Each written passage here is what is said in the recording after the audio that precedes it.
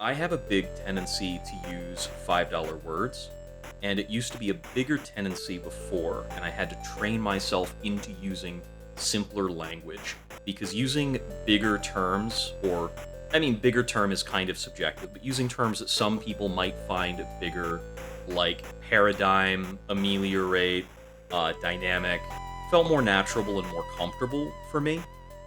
But people aren't always receptive to that. They don't necessarily want to hear you talk like that, even if it's my more comfortable thing. So everybody has codes for their conversations and the way they talk with different groups of people. I think the most fundamental one is to have your casual code and your professional code, and there's like race-oriented coding, and there's like gender group affiliated coding and things like that.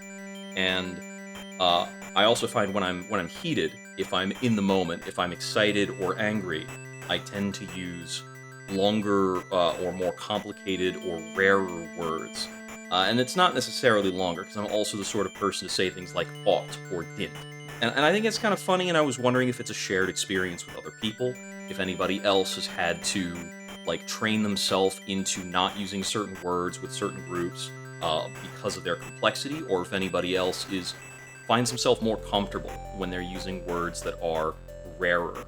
Sometimes it's like a little show-offy thing with friends, and I think it's fun to find a good use case for a word that's a little bit exotic. So it's like a subtle game that I'm playing in the middle of a conversation. But you can have like two ways of shaping a certain sentence.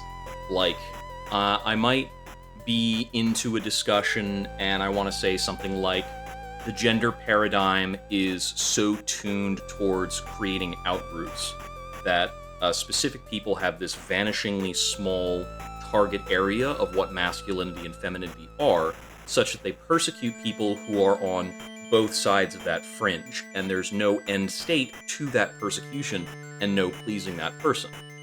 So that's one way of phrasing a sentence, and the simpler way of saying that sentence, if I slow down and think about what I'm about to say, is something more like, some dudes and some gals are so specific about how manly or womanly you ought to be that they will critique you for not being man enough, not being woman enough, but also for being too manly or too womanly. And that's some real snowflake behavior. So, which of those sentences and phrasings did you find was more effective in communicating with you?